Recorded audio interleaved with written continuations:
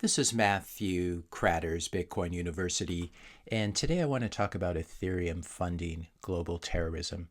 Now, Vitalik Buterin's deep interest in Asian culture has been well documented over the years, both his interest in Chinese culture and his interest in Japanese culture. Here's a wonderful picture of Vitalik dressing up with some of his friends in Japan, and he has this beautiful yellow belt on. But unfortunately, this has taken a very dark turn in February of this year when Vitalik tweeted, "Make communism great again." And no one really understood what he was saying here until they realized that if you basically fed him a lot more food, he would end up looking like Kim Jong-un, the glorious leader of North Korea.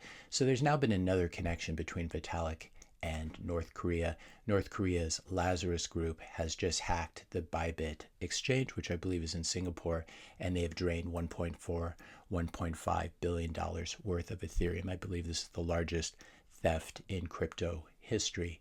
As BitPain writes here, imagine going to all the trouble to hack an exchange just for some Ethereum, like breaking into Fort Knox and stealing the toilet paper in the bathroom. I think that's a good summary of it. Jimmy Song writes here about Ethereum's enormous attack surface. This is an exchange who has every incentive to keep their funds safe. If they can't store ETH safely in a quote-unquote multi-sig cold wallet because Ethereum does not have native multi-sig, what chance do you have? The lesson here is that the ETH ecosystem has an enormous attack surface, and hence your funds are not safe. Rob Hamilton confirms this. This goes to the complexity of ETH. You are signing state updates to a contract, but the complexity of ETH prevents the ability to analyze what exactly you are agreeing to. Now, the great irony, as Carl Menger points out here, North Korean leader Kim Jong-un is now the 14th largest holder of Ethereum, surpassing founder Vitalik Buterin and holding more than twice the amount owned by the Ethereum Foundation, from ultrasound money to ultra-communist money in one cycle. And BitPain points out here, if North Korea stakes any of its ETH, then paying gas fees for a transaction is funding terrorism, according to the U.S. State Department. So the whole Ethereum ecosystem, and Vitalik Buterin in particular, are in big trouble here. This is why I tweeted, if Vitalik and the Ethereum Foundation don't push through a hard fork to defund these North Korean hackers, they need to be held responsible for aiding and abetting global terrorism. And I copied the OFAC division of the U.S. Treasury here. OFAC, of course, has sanctions against North Korea. So what's happening is very serious here. ETH has a long history of doing very nice censorship.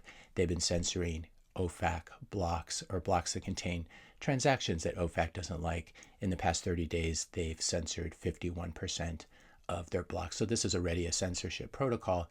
It shouldn't be a big deal to extend it a little bit further. So this is the Ethereum Foundation, and as Vitalik has asserted recently, just on January 21st of 2025, the person deciding the new Ethereum Foundation leadership team is me. So it's very clear that Vitalik is in charge. He sees himself as being in charge, and this is why I think it's incumbent upon him and the senior people at the Ethereum Foundation to do a hard fork and roll back the chain and basically erase this history so that Bybit gets their money back and this money is not used by North Korean terrorists.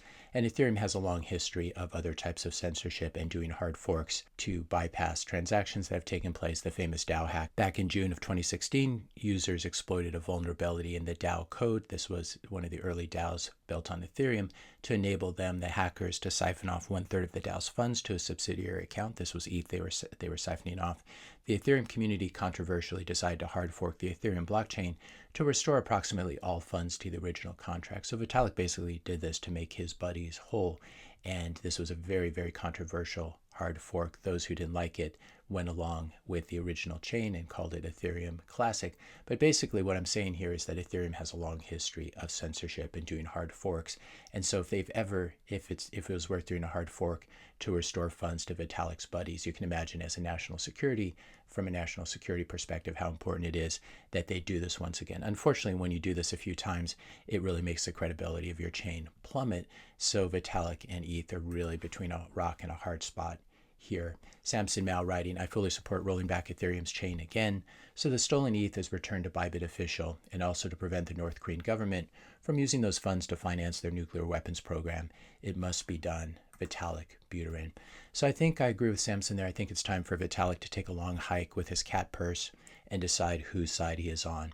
Is he on the side of the winged horse Chelima, who drives the economic miracle that is North Korea. This is the Chollima statue on Monsu Hill in Pyongyang, and it symbolizes the advance of Korean society at the speed of the mythical Chollima, one of the slowest horses in history, obviously, if you understand North Korean economic progress. So is he going to side with Chollima, or is he going to side with America? It's time for Vitalik to do that long hike with his cat purse and decide whose side he's on. Is he on the side of freedom, or is he on the side of repression and terrorism, which is what North Korea stands for? If you enjoyed this video, be sure to hit the subscribe and like buttons. Hit the notification bell if you want to be notified when I publish my next video. And let me know your questions and comments in the comment section below. Thanks a lot for watching, and I'll see you in the next video.